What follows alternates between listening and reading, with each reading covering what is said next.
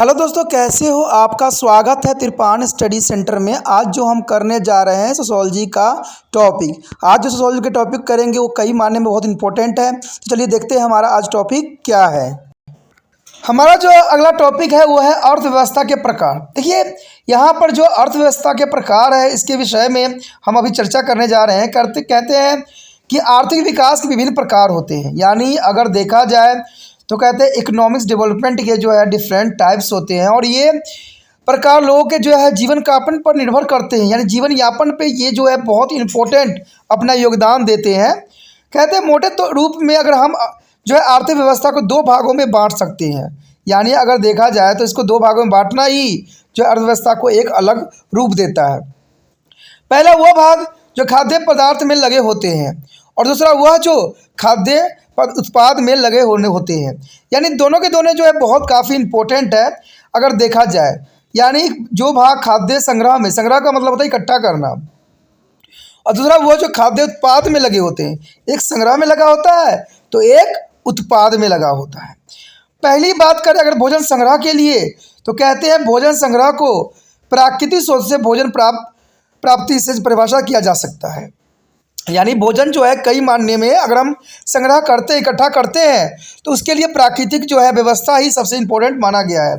अगर उदाहरण स्वरूप देखें तो जंगल में जो होते हैं पौधे, पशु, हर तरह के जीव जंतु, हर तरह के औषधि, हर तरह के फल फूल हमें मिल जाता है।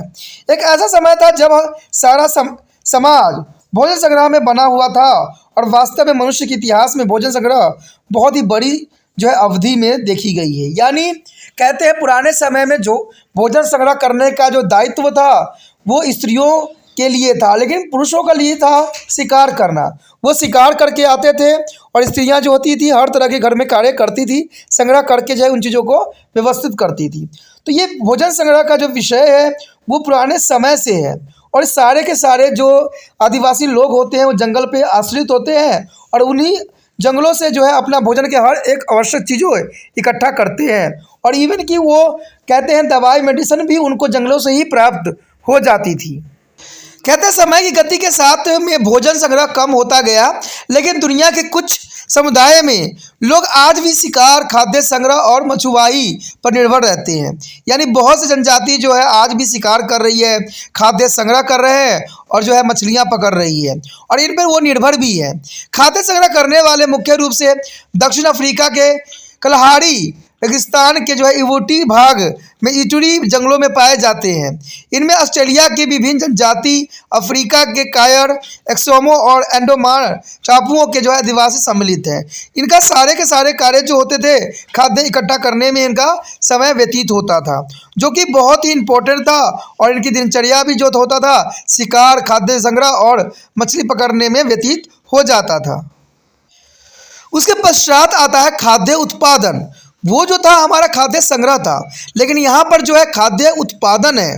कहते हैं ऐसा विश्वास किया जाता है कि लगभग 10,000 वर्ष पूर्व खाद्य उत्पादन आरंभ हो गया था। यानी 10,000 वर्ष पूर्व खाद्य का उत्पादन होना शुरू हो गया था और ये आदिवासियों में देखने को मिला, क्योंकि उनको जब खाद्य पदार्थ वो इकट्ठा रहने लग गए तब उन्होंने खाद्य उत्पादन भी करने लग गए थे।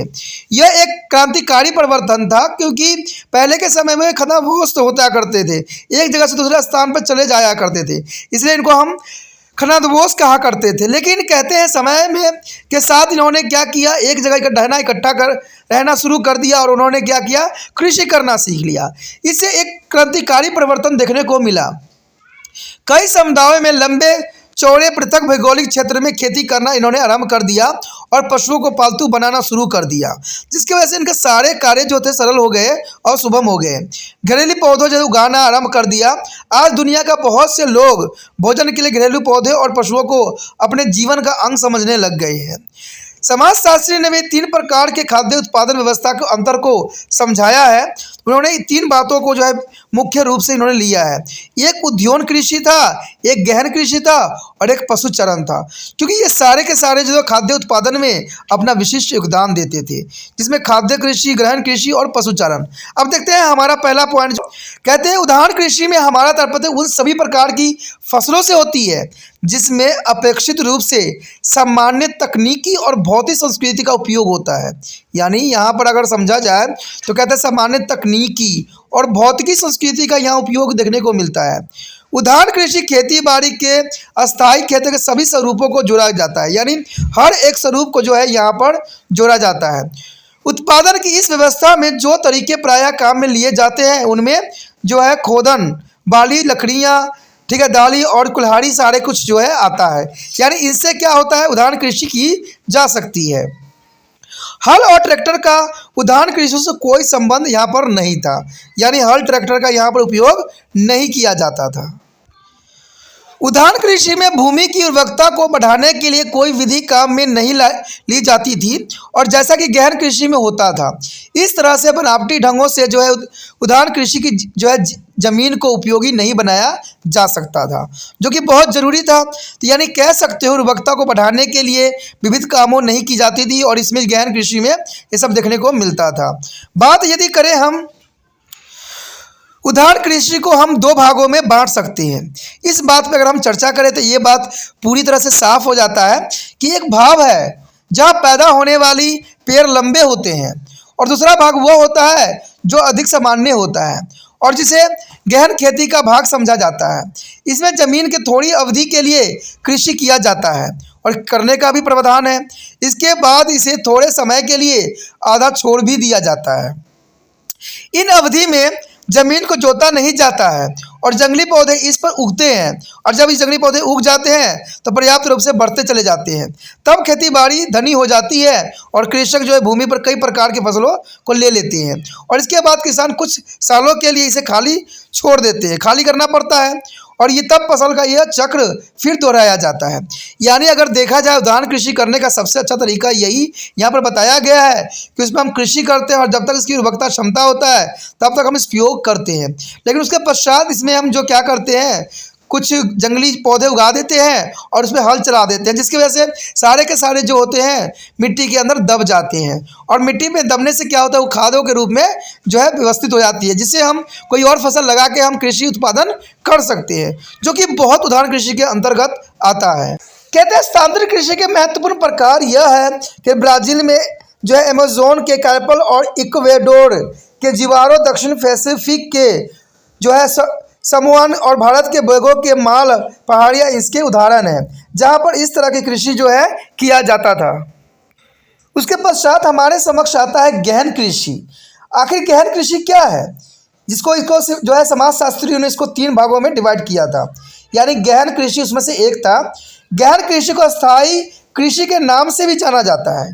यानी एक तरह से देखा जाए तो ये जो है यहाँ पर गहन कृषि जो है अस्थायी रूप में विद्यमान होती है।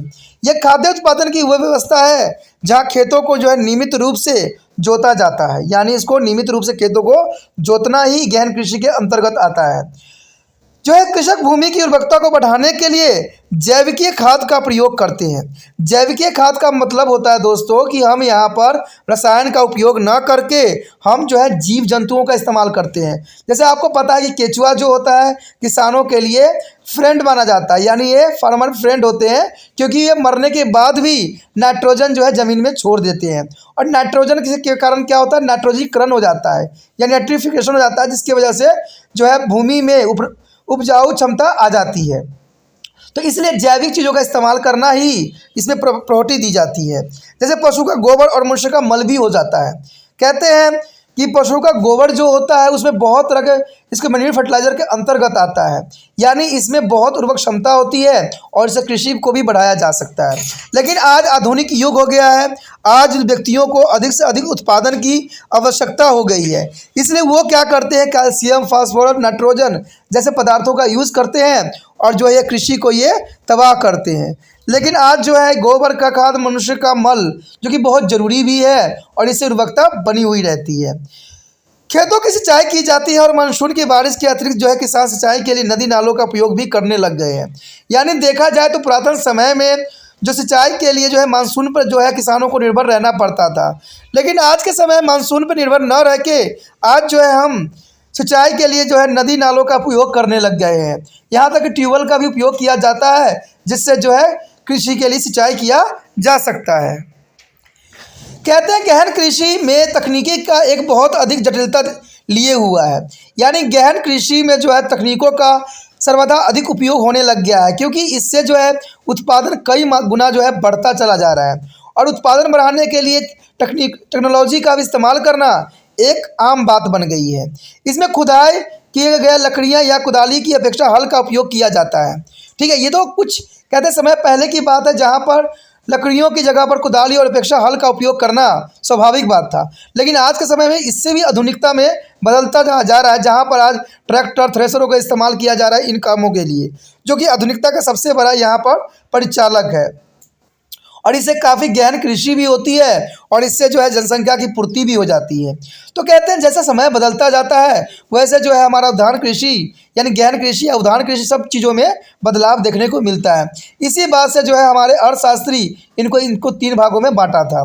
गहन कृषि के विकास में जो है यंत्रीकरण आ गया है, जहाँ पर ट्रैक्टर का प्रयोग होता है और जानवरों की शक्ति के बजाय यांत्रिक शक्ति को काम में लिया जाता है। अब देखिए पुराने समय में एक बैल जो होती थी उसकी बहुत कीमत हुआ करता था, क्योंकि कभी कभी आपने सुना भी होगा कहू का बैल। कहू का बैल का मतलब होता है अधिक परिश्रमी, तो वहाँ पर बैलों का अधिक परिश्रमी के रूप में लिया जाता था। लेकिन आज के समय में जहाँ पर इन्होंने आधुनिकता ले लिया है, उन पशु को जो इस कार्य में संलग्न थे आज वो बेचारे रोडों पे घूमने लग गए हैं, क्योंकि उनका उपयोग ही नहीं है। आपने मदर इंडिया भी फिल्म देखा होगा, जहाँ पर एक बैल की वजह से जो है मदर इंडिया जो बनी हुई थी उनको जो था एक बैल बनना पड़ गया था, उनके बच्चों को भी बैल बनना पड़ गया। गाय के बच्चे जो कि बैल बन सकते हैं आज वो ऐसे ही रोड पे मारे जाते हैं, जो कि बहुत गंभीर समस्या है और बहुत ही बड़ा विडंबना है। क्योंकि आज जो है हम जानवरों की शक्ति का उपयोग नहीं कर रहे हैं, क्योंकि हमें लगता है कि जानवरों की शक्ति का उपयोग करने से हमें बहुत समय की बर्बादी होगा। इसलिए हम क्या करते हैं आजकल यांत्रिक शक्तियों का उपयोग करने लगे हैं, ट्रैक्टरों का यूज़ करने लग गए हैं, थ्रेशरों का यूज़ करने लग गए हैं। तो ये सारी जो है आधुनिकता की प्रचार है, लेकिन आधुनिकता के चक्कर में जो है जीव जंतु जो है यहाँ पर नष्ट होते जा रहे हैं, उनका कार्य भी छीनते चले जा रहे हैं, जिसकी वजह से उनका जो है समाज में भी सही रूप नहीं मिल रहा है। कहते हैं गहन कृषि एक परिणाम यह हुआ है कि लोग बड़े बड़े गांव में बस गए हैं, साथ ही औद्योगिक समुदाय के लोग पारंपरिक संबंधों में बस गए हैं। उद्यान कृषि के लोग गहन कृषि की तुलना में छोटे समूह में रहने लग गए हैं और एक जगह से दूसरे जगह पर आने जाने लग गए हैं, और इस बात पर निर्भर है कि उनके पास खेती करने को कितना ज़मीन है। तो ये भी बात देखने को मिलता है कि जिनके पास ज़मीन है वो कृषि जो है सुचारू रूप से कर सकते हैं और कृषि का जो उत्पादन भी आसानी से कर सकते हैं। उसके पश्चात है पशुचारण, यानी पशु के द्वारा। देखिए कहते हैं लोगों का वह समुदाय है जो है जानवरों को पालतू बनाता है और उसे हम पशुचारण कहते हैं, यानी पशुओं को जो है पालतू बना के उनके अपने लिए उपयोग करना। कहते गृहस्थ लगभग शुष्क और रेगिस्तानी क्षेत्र में रहने वाले प्रभावशाली तरीके होते हैं। पशुपालक पशुओं की नस्ल के से मांस, दूध, ऊन, खाद एवं ईंधन के लिए रखते हैं। यानी देखा जाए तो पशु जो है कई मायने में इंसानों के लिए बहुत ही फायदेमंद है, चाहे वो मांस के रूप में प्राप्त हो या दूध के रूप में, चाहे ऊन या खाद या ईंधन के रूप में। ये सारे के सारे चीज़ें जो होती हैं हमें पशु से ही प्राप्त होती है। इसलिए पशुचारण के रूप में जो है पशुओं को लोगों द्वारा पाला जाता है और इसका जो है अच्छा काफ़ी उनको आमदनी भी हो जाती है। देखा जाए तो शिकार और खाद्य संग्रह की तरह पशुपालन आत्मनिर्भर नहीं है, लेकिन कहते हैं ये बात तो बहुत बड़ी विडंबना हो गई कि शिकारी और खाद्य संग्रह की तरह पशुपालन जो है आत्मनिर्भर नहीं है। इसका कारण यही है कि ये अपनी उपज और पशुचारण के साथ विनिमय भी करते हैं। इस भांति जो है पशुपालक अपने जीवित रहने की व्यवस्था पक्की कर लेते हैं और दूसरे शब्दों में पशुपालक अपना आर्थिक विनिमय गैर पशुपालकों के साथ भी करते हैं। पशुपालक सामान्यतः अपने जानवरों को व्यापारियों को बेचते हैं और इस तरह ये जानवर जो है कत्ल खाने पहुंच जाते हैं। ये पशु उनके लिए भी बेचे जाते हैं जिस व्यापारी बेचते हैं। कुछ पशुपालक दूध को भी बेचते हैं या घी बनाकर बेचते हैं, लेकिन इनमें से कई जो होते हैं इसे उपयोग के लिए भी रखते हैं। यानी ये पशुपालक समुदाय मध्य पूर्व जो है ईस्टर्न और पसारी जो है कंस्कोडियम्स के स्प्ले और भारत के रबरी और गद्दी भी हैं। तो कहते हैं आज पशुओं को जो है बहुत मात्रा में उपयोग किया जा रहा है, उनके हर चीज़ों का जो है सही मायने में उपयोग किया जा रहा है। तो इसलिए जो है ये भी एक समाज के लिए बहुत ही इम्पोर्टेंट और व्यापक रहेगा। यदि हम बात करें अगले पॉइंट का, तो इसमें यही बात बताया गया है कि सरल और जटिल समाजों की अर्थव्यवस्था का एक तुलना, कि सरल और जटिल समाजों की अर्थव्यवस्था कैसी है। क्योंकि हमारा टॉपिक अर्थव्यवस्था है, इसलिए अर्थव्यवस्था के हर पहलू के विषय में जानना आपके लिए अत्यंत महत्वपूर्ण ही रहेगा। खाद्य संग्रह और खाद्य उत्पादन को जो है उदय विकसित परंपराओं में देखा जा रहा है। आर्थिक व्यवसाय के जो है उद विकास में पहली अव्यवस्था खाद्य संग्रह की ही होती है, इसके बाद खाद्य उत्पादन आया है। लेकिन इसका अर्थ ये नहीं है कि जब खाद्य उत्पादन आरंभ हो गया तब खाद्य संग्रह की व्यवस्था पूरी तरह से समाप्त भी हो गई। वास्तविकता यही है कि कई वर्षों तक खाद्य संग्रह और खाद्य उत्पादन की विभिन्न व्यवस्था चलती रही है। आज वह व्यवस्था जो है खाद्य संग्रह धीरे धीरे कम हो रहा है और थोड़े समय बाद समाप्ति भी हो जाएगा। यानी इसमें कोई दो राय नहीं है। देखिए, जब से विकास में हम गए हैं तब से जो है हम खाद्य व्यवस्था को पूरा करने के लिए हर संभव कोशिश किए हैं। खाद्य संग्रह हो या खाद्य उत्पादन हो, हमने हर चीज़ों में जो है अपने आप को दबदबा यहाँ पर रखा है, जिसकी वजह से जो है खाद्य संग्रह धीरे धीरे कम होता चला गया है। और आज जो है लोग खाद्य संग्रह करते नहीं हैं, सिर्फ पैसे जो है इकट्ठा करने में लगे रहते हैं। लेकिन आज की दुनिया में अब भी हमें शिकारी अवस्था और खाद्य संग्रह चल रहे हैं। लेकिन ये कहना कि ये पूरी तरह से ख़त्म हो गया है, ये गलत होगा, क्योंकि आज भी आदिवासी लोग हैं जो खाद्य संग्रह कर रहे हैं और दोनों व्यवस्था साथ साथ चल रहा है। इस संबंध में हम ऑस्ट्रेलिया के आदिवासी का उल्लेख कर सकते हैं। उनमें से कई लोग आज भी शिकारी और खाद्य संग्रह कर रहे हैं और यह सब तब हो रहा है जबकि लोग विकसित और औद्योगिक ऑस्ट्रेलिया के समाज में रह रहे हैं। तो ये कहते हैं कुछ लोग जो है अभी भी अपने आप को बदल नहीं सके हैं। उनका मानना है कि बदलना हमारी फितरत नहीं है, क्योंकि जब नेचर नहीं बदलती है अपना रूप तो हम क्यों बदले। इसलिए आज ऑस्ट्रेलिया जैसे बड़े बड़े विकसित समाज में भी आपको जो होगा शिकारी और खाद्य संग्रह करने वाले जो है आदिवासी आपको दिख जाएंगे। सरल समाजों में अर्थव्यवस्था के प्राकृतिक जो प्रारंभ की है, इसका मतलब इन समाजों में उत्पादन उपभोग के लिए होता है। यानी देखा जाए तो कोई भी समाज हो, उत्पादन हम इसलिए करते हैं क्योंकि हम उसका उपभोग कर सके। परंपरागत और सरल समाजों में परिवार एक उत्पादन और उपभोग की इकाई होता है। अगर कोई भी आप समाज देख लो परंपरागत, उसमें सरल समाजों में परिवार एक उत्पादन और उपभोग की इकाई सदैव बनी रहती है। परिवार के सदस्य मिलजुल कर अपने खेतों में काम करते हैं और जितनी उन्हें आवश्यकता होती है उसकी पूर्ति भी करते हैं। यानी आपने देखा ही होगा कि गांव में यही बात समझ में आता है कि गांव के लोग जो होते हैं मिलजुल के खेती करते हैं और अपनी आवश्यकताओं को पूरा करने के लिए अग्रसर होते हैं। इसके विपरीत जटिल समाजों में उत्पादन बाजार के लिए होता है। यानी अगर जटिल समाज देखो जहाँ पर हर चीज़ की व्यवस्था होती है, वहाँ पर उत्पादन जो करते हैं हम बाज़ारों के लिए करते हैं। यानी जितना हो सके बाज़ार में बेचने की कोशिश करते हैं, जिससे उनको उत्पादन के साथ जो है उनको अच्छा खासा पैसे भी यानी अर्थव्यवस्था भी प्राप्त हो। लोग बाज़ार पर इसलिए भी निर्भर होते हैं कि उनका जो है आवश्यकता बहुत ही बड़ी यानी पूर्ति बाज़ार से ही हो जाता है। यानी बाज़ार में हर चीज़ जो है सरलता से जो है उपलब्ध रहती है। जटिल समाजों में परिवार उपभोग की इकाई है। अगर हम देखें तो जटिल समाजों में परिवार जो होता है सिर्फ उपभोग करना जानता है, उत्पादन करना नहीं जानता है। इसे हम उत्पादन की इकाई नहीं कह सकते, क्योंकि वो उत्पादन नहीं करते हैं, वो सिर्फ उपभोग करना ही जानते हैं। ठीक है, क्योंकि वो जो है कृषि को कई मायने में बहुत किलोमीटर दूर छोड़ के पीछे आ चुके हैं और वो कभी कृषि की तरफ जाना भी नहीं चाहते हैं, क्योंकि वो जो है उनका समाज विकसित है, वो आधुनिक में है और वो व्यापार करना जानते हैं, ट्रेड लगाना जानते हैं। तो ये सब बातें आ जाता है। जटिल समाज परिवार का उपाय इकाई नहीं है और ये उत्पादन भी नहीं कर रहे हैं। उत्पादन और वितरण की प्रक्रिया बाजार पर केंद्रित होता है। यानी उत्पादन और वितरण जो होती है सब बाजार के अंतर्गत आता है और इसकी प्राकृतिक सदैव ही जटिल होती है और बहुत ही अलग होती है। सरल समाजों में जो है जीविकोपार्जन केंद्रीय होता है तथा आधुनिक समाज बाजार केंद्रित होते हैं। यानी देखा जाए तो आज अगर हम आधुनिक समाज की बात करें तो आधुनिक समाज जो है बाज़ारों पर निर्भर है।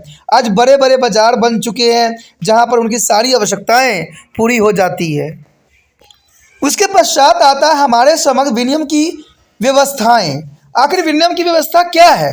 कहते हैं मानव समाज में विनिमय के 3 प्रकार पाए जाते थे। एक तो था आदान प्रदान, जैसे पुराने समय में होता था।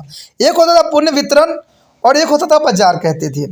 यह विनिमय जो हम व्यक्तियों में होता है, जो आज समाज में इनकी स्थिति सामान्य है, उन्हें पारंपरिक विनिमय कहते थे। इस स्थिति में जो भी कुछ वह को देता है वह जो है कुछ अ को देता है। यानी पहले के समय में यही होता था दोस्तों कि कुछ सामान हमारे पास होता था तो हम उनको देते थे, और उनको पास जो सामान होता था जिनकी हमारी आवश्यकता थी वो हम लेते थे। यानी ये कहते हैं आदान प्रदान की व्यवस्था थी, वो पारंपरिक विनिमय होता था। इस तरह के विनिमय जो है तुरंत फुरत होती थी और ये कुछ समय गुजर जाने के बाद होता था, जो कि बहुत ही विनिमय की एक प्रणाली के रूप में देखा जा सकता है। विनिमय का दूसरा सिद्धांत पुण्य वितरण है। यहाँ एक व्यक्ति दूसरे व्यक्ति को जो प्रतिष्ठा में ऊंचा है उपहार देता है, और इस उपहार का बदला दूसरा व्यक्ति उपहार से ही देता है। इस तरह के विनिमय का दृष्टांत जो आज के समुदाय में देखने को मिलता है वह राजनीतिक नेता का अपने सहयोगी सदस्यों के साथ होता है। यह आवश्यक है कि वह जो है पुण्य वितरण किस तरह होता है, ये एक समाज से दूसरे समाज में भिन्न है। पारंपरिक विनिमय संबंध उन लोगों में भी होता है जो एक समाज में सामान्य स्तर रखते हैं, और पुनर्वित विनिमय संबंधों की वह व्यवस्था है जिसमें लोग सामान्य स्तर पर नहीं होते हैं। यानी देखा जाए तो आज विनिमय को जो है सामान्य रूप में लिया जाता है। पहले हमारी आवश्यकता के रिगार्डिंग विनिमय होता था, लेकिन आज जो हम किसी को कुछ देते हैं, जैसे मान लीजिए आप किसी को बर्थडे पे कुछ गिफ्ट देते हो, जब आपका भी बर्थडे होगा तो वो भी गिफ्ट देगा, तो इसी को भी विनिमय कह सकती हो, क्योंकि आपने उसको दिया इसलिए आपको भी वो रिटर्न किया, तो ये विनिमय कहलाता था। लेकिन पुराने समय में जो आदान प्रदान होती थी, मान लीजिए अगर आपके पास चावल है और उनके पास जो है आटा है, तो वो क्या करते थे कुछ अधिक आदान प्रदान कर लेते थे, तो इसको विनिमय का ही नाम दिया गया था। उसके पश्चात है बाजार। कहते हैं बाजार विनिमय का तीसरा सिद्धांत बाजार ही माना गया है। बाजार के 2 पहलू होते हैं। पहला बाजार का तात्पर्य एक भौतिक स्थान होता है जहां लोग अपनी विनिमय करने के लिए एकत्र होते हैं। आपने देखा होगा कि बड़े बड़े मंडी होते हैं जहां पर जो है हर किसान जाके अपनी सामानों को बेचते हैं। तो इसमें क्या करते हैं, विनिमय करते हैं, यानी अपनी भौतिक सामानों को क्या करते हैं, एकत्र करके बेचते हैं। इस स्थान पर लोग वस्तुओं खरीदने व बेचने के लिए एकत्र होते हैं, इसे हम बाजार का स्थान कह सकते हैं। और दूसरा मार्ग और पूर्ति जो है शक्ति वस्तुओं का मूल्य सेवाएं बाजार में उपलब्ध करवाती है। यह सिद्धांत बाजार सिद्धांत के नाम से भी जाना जाता है। अगला पॉइंट जो हमारा है सरल व जटिल समाजों में बाजार। देखिए सरल और जटिल समाजों में बाजार का क्या रूप है ये भी जानना हमारे लिए जरूरी है, क्योंकि अर्थशास्त्री ये मानते हैं कि जब तक हम सरल व जटिल समाज बाजारों में जो है बाजार का हम डिफरेंस नहीं जानेंगे, हमारे लिए जो है ये अर्थव्यवस्था का अध्ययन बेकार होगा। कहते हैं बाजार की स्थिति पर सरल समाजों को 2 श्रेणियों में बांटा जाता है। पहली श्रेणी जहाँ बाजार की जगह की कोई अवधारणाएं नहीं होती है, इनको हम बिना बाजार के समाज कह सकते हैं, जहाँ पर बाजार होती नहीं है। शिकारी और खाद्य संग्रह लोग इस श्रेणी में आते हैं जहाँ पर बाजार नहीं होता है। उनका सिर्फ कार्य होता है शिकार करना और खाद्य संग्रह करना और अपने बाल बच्चों का जो है पेट भरना, यानी ये बाजार से उनका कोई लेना देना नहीं होता है।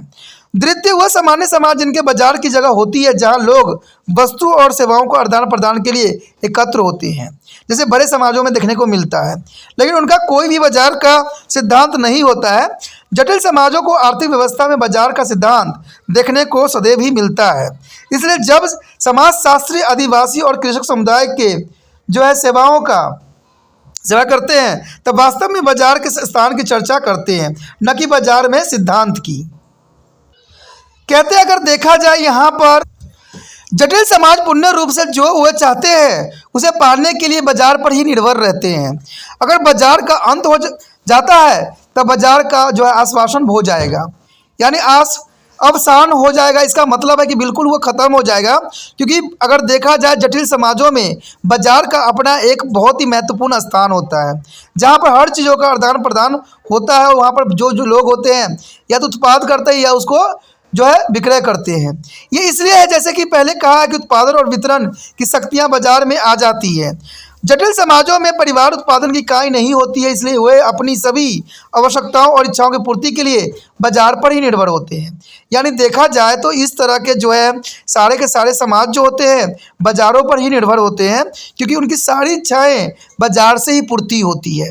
वो स्वयं ही इकट्ठा नहीं करते हैं या शिकार नहीं करते हैं। सरल बाज़ारों में जहाँ बाजार का स्थान होता है, लोग अपनी जीविका उपार्जन के लिए जो है बाजार का निर्भर नहीं होते हैं। वो उन सब वस्तुओं को स्वयं ही पैदा करते हैं जो उनकी जीविकोपार्जन के लिए आवश्यक होती है। जैसे मैंने आदिवासी की बात आपको किया था कि वो शिकार भी करते हैं और भोजन संग्रह भी करते हैं। यदि वह कुछ चीज़ों पैदा नहीं करते हैं तब भी वो उनकी प्राप्ति जो है जीविकोपार्जन के हेतु पूरे निर्माण द्वारा प्राप्त कर ही लेते हैं। यानी अपने कोशिशों से वो जो है प्राप्त करना उनके लिए बहुत ही आसान हो जाता है। कहते हैं इससे और आगे सरल समाजों में बाजार जो है विशुद्ध रूप से आर्थिक संस्था नहीं है। यानी अगर देखा जाए तो सरल समाजों में बाजार जो है विशुद्ध रूप में आर्थिक संस्था नहीं है। सिर्फ जटिल समाजों में ही जो है यहाँ पर बाजार जो है शुद्ध रूप में देखा जा सकता है। पहला तो यह है कि अपने समाज के जो है नियमित लक्षण नहीं होते हैं। इसकी उत्पत्ति जो है कर्मकांड और त्योहारों से होती है। बाजार का अस्तित्व एक सप्ताह या एक पखवाड़े में हो सकता है। बाजार में आने वाले लोग खरीदने वाले और बेचने वाले होते हैं, जो इस तरह के जटिल समाजों के बाजार को बनाते हैं। इन बाजारों में लोग अपने नातेदार और मित्रों से मिलने का अवसर भी देते हैं। सरल समाजों में इस तरह के बाजार एक मेले की तरह सदैव होती है, और इसका कारण यह है कि बाजार का यह दिन लोगों की भीड़ को एकत्र भी करता है और महत्वपूर्ण राजनीतिक घोषणाएं भी इन्हीं बाजारों में होती है। इसलिए इन बाजारों को जो है बहुत ही महत्व दिया जाता है। कुछ समाजों में बाजार का दिन जो है अदालत का दिन भी होता है। बाजार के दिन विवाह के मसले भी तय हो जाते हैं, और इस तरह बाजार में आर्थिक कार्य बजाय सरल समाजों को बहुत अधिक सामाजिक कार्य करता है।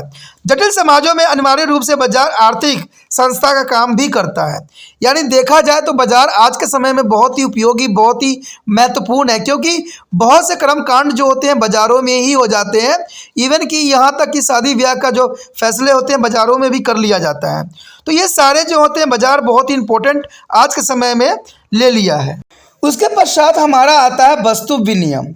कहते हैं सरल समाजों में वस्तु विनिमय व्यवस्था पाई जाती है, और यह वह प्रकार है जहाँ मुद्रा की अनुपस्थिति में विनिमय होता है। यानी यहाँ मुद्रा की आवश्यकता नहीं होता है। मुद्रा का मतलब होता है दोस्तों पैसा, यानी पैसा का यहाँ आवश्यकता नहीं होता है, रुपये की आवश्यकता नहीं होता है। तथा वस्तुओं के बदले वस्तु प्राप्त की जाती है। यानी वस्तु अगर दोगे तो वस्तु ही आपको प्राप्त होगा। इसे हम वस्तु विनिमय की प्रणाली कहते हैं। कहते हैं संबंधित समाज यह तय करता है कि किसी वस्तु का विनिमय किस वस्तु के साथ किया जाए। जैसे मान लीजिए अगर किसी के पास अगर यहाँ पर बकरी है तो वो उस बकरी का कीमत किस रूप में ले, 2 बोरा गेहूँ ले या 1 बोरा चावल ले। तो ये कार्य जो होता है वस्तु जो है इनकी कीमत जो है संबंधित लोग ही तय करते हैं कि इसका विनिमय किस प्रकार होना चाहिए। तो इसके लिए समाज जो है तय करती है कि वस्तु विनिमय किस प्रकार किया जाए। विनिमय में कोई समान मापदंड नहीं पाया जाता है, सामान्य मापदंड नहीं होते हैं। समाजशास्त्रियों की भाषा में कोई सामान्य उद्देश्य धन नहीं होता है। न धन वह होता है जो हर किसी वस्तु को विनिमय के लिए काम में लिया जाता है। जो सरल समय में होता है इसे निश्चित उद्देश्य धन कहते हैं। इसका मतलब यही हुआ कि निश्चित वस्तुओं खरीदने के लिए कुछ अन्य निश्चित वस्तुओं को प्राप्त करते हैं। जैसे देखा जाए तो वधु की प्राप्ति के लिए वधु मूल्य के रूप में पशुधन दिया जाता है। यानी कई समाज में देखने को मिला है अगर वधु चाहिए तो इसके लिए पशुधन को आपको देना पड़ेगा। इससे वधु जो होती है उसको खरीदने का भी नाम दिया जा सकता है। लेकिन पशुधन को हम भोजन व कपड़े प्राप्त करने के लिए नहीं देते हैं, क्योंकि पशुधन बहुत महंगा होता है। दूसरे शब्दों में सरल समाजों में सौदेबाजी के अलग अलग क्षेत्र होते हैं, और वस्तु जो एक क्षेत्र में काम में ली जाती है वो वस्तु जो क्षेत्रों में काम में नहीं ली जाती है। यानी जिस वस्तु का एक क्षेत्र में काम होता है वही वस्तु दूसरे क्षेत्र में कार्य लायक नहीं रहता, यानी उसका कार्य नहीं लिया जा सकता। कहते हैं यह सब बताता है कि सरल समाज तकनीकी दृष्टि से भी सरल होते हैं। उनका मुद्रीकरण नहीं किया जा सकता है, वो वस्तु विनिमय करते हैं। और इन समाजों में बाजार जो है बहुउद्देश्य इकाई होते हैं। यानी देखा जाए तो बाजारों का यहाँ पर बहुउद्देश्य इकाई होती है। यहाँ पर बहुत से कार्य जो है संपन्न भी होता है। जटिल समाज तकनीकी ढंग से अधिक कृत्रिम होते हैं। यानी कृत्रिम मतलब होता है कि ये जो होते हैं आर्टिफिशियल होते हैं, यानी हर चीज़ जो यहाँ पर टेक्नोलॉजी पर निर्भर होता है। जब मुद्रा का अधिक प्रचलन होता है, यहाँ पर पैसे का ही सबसे बड़ा महत्व होता है। कहते हैं ना, पैसा फेंक तमाशा देख, तो ऐसा होता है, वो होता है जटिल समाजों में। लेकिन ये जो देखा जाए तो सरल समाजों में ऐसा नहीं होता है, वहाँ पर वस्तु विनिमय की प्रणाली आज भी प्रचलित है। लेकिन जो जटिल समाज है, वहाँ पर जो है धन का बहुत ही जो है प्रचलन मांग होती है। ये समाज पूर्ण रूप से बाजार पर निर्भर होते हैं, और इन समाजों में आर्थिक मूल्य सामाजिक मूल्य से बढ़कर होता है। यानी आर्थिक मूल्य को वो लोग जो है सामाजिक मूल्य से अधिक प्रायोरिटी देते हैं। तो ये बहुत बड़ी बात यहाँ पर आती है कि यहाँ पर जो है पैसों का महत्व नहीं दिया जाता है, जबकि वस्तु विनिमय का दिया जाता है। लेकिन जटिल समाजों में पैसों को अधिक महत्व दिया जाता है। तो यही बात यहाँ पर भी आती है। अगर तिरपान स्टडी सेंटर जो है आप लोगों से कोई मुद्रा नहीं ले रहा है, सिर्फ आपको इतना ही कहा जा रहा है कि जितना हो सके वीडियो को शेयर कीजिए।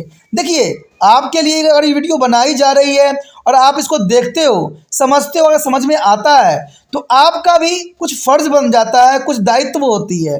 और वो दायित्व ये होता है कि जितना हो सके इस वीडियो को जो है दूसरे बच्चे तक पहुंचाने में तिरपान स्टडी सेंटर का सहयोगी बनना है। और इसके लिए आपको कुछ भी नहीं करना होता है, सिर्फ व्हाट्सएप स्टेटस पे इसको जो है लिंक को लगाना होता है। देखिए दोस्तों, लिंक लगाने से ये होगा कि जो व्यक्ति आपके संपर्क में होंगे और वो NIOC बोर्ड पढ़ रहे होंगे, चाहे उनका जो है ये सिलेबस मिलता जुलता होगा, तो ये वीडियो ज़रूर वो देखेंगे। ठीक है, देखने से क्या होगा, उनको इस वीडियो के बारे में नॉलेज होगी, समझ होगी, और वो एग्ज़ाम के लिए भी अच्छे से अच्छे तैयारी कर सकते हैं। मेरा उद्देश्य सिर्फ इतना ही है कि मैं उन बच्चों तक पहुंचना चाहता हूं। चाहे देखिए, अगर आपको अच्छा लगेगा तो आप ज़रूर देखिएगा, नहीं अच्छा लगेगा आप लीव कर जाइएगा। तो इसमें जो है तिरपान स्टडी सेंटर किसी व्यक्ति को जो ये नहीं कहता कि आप इसी वीडियो को ही देखिए, क्योंकि जहाँ से भी आपको नॉलेज सही सही मिले वही ज्ञान कहलाता है। ठीक है, और इस बात को जो है मैं भी इस बात को मानता हूं और आप भी इस बात को समझते होंगे। लेकिन अगर आपके द्वारा अगर व्हाट्सएप स्टेटस पे लगाने से किसी व्यक्ति को अगर हेल्प मिल जाता है, तो ये आपके लिए बहुत ही बड़ा अचीवमेंट होगा, क्योंकि आपके द्वारा किसी व्यक्ति को ये वीडियो मिला है और वो व्यक्ति आपको शुक्रिया अदा करेगा, मुझे नहीं करेगा, क्योंकि मैं तो सिर्फ बना के रख दिया हूँ। कहते हैं परोस दिया गया है और उनको खाने वालों की आवश्यकता है, तो खाना जब तक वो खाएंगे नहीं तब तक बात नहीं बनेगा। तो मैंने तो सिर्फ इसको बना के रख दिया है, और खाने बना के रख देने से नहीं होता है, उसको डिस्ट्रीब्यूट करने से भी होता है, बांटने से भी होता है। तो वो बांटने का कार्य आप कर सकते हो, क्योंकि आप कई हो। ठीक है, आपके बहुत सारे मित्र हैं, कई से दोस्त हैं, तो ये वीडियो कई जगहों पे पहुंच सकता है और उन बच्चों को भी लाभान्वित कर सकता है जिनको ये इस वीडियो की ज़रूरत है। इसलिए सोचना नहीं है, विचार नहीं करना है, इसको क्या करना है, यूट्यूब से लिंक को कॉपी करना है और व्हाट्सएप स्टेटस पे लगा दे।